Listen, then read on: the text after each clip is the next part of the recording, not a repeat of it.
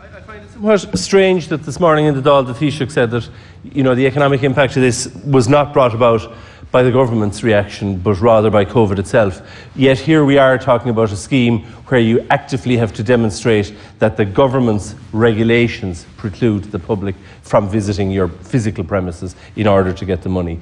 Because I do think that the government's response will be with us for a very long time and will hamper livelihoods and lives in this country for a generation after this.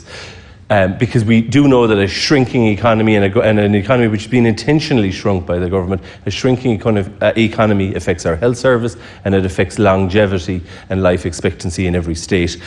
Like many, I want to point out that notwithstanding the government closing premises and closing businesses, and I've no doubt that the latest tilting of the hat towards the zero COVID approach will continue into the summer and affect businesses, in particular tourism businesses right across Clare, which had a disastrous year last year and will not remain open unless the government is in a position to say that this scheme and supports will remain in place for tourism businesses throughout this year, because there isn't going to be I question whether it's possible in accordance with EU law to open our tourism sector domestically and not allow Irish people to go elsewhere or not allow foreigners to come into the country.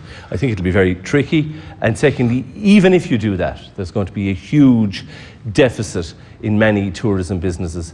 So they need certainty, and they need it now as they're facing into preparations for the season. And I hope the government will be in a position to confirm that it will leave supports in place right across the tourism season. Thank you, Deputy. As it is going to close it. And lastly, to move away from the necessity for physical premises so that people who do adventure tourism, whether it's in water, with horses, etc., are able to keep their animals alive, because that's where we're at this stage. Thank you, Deputy McNamara.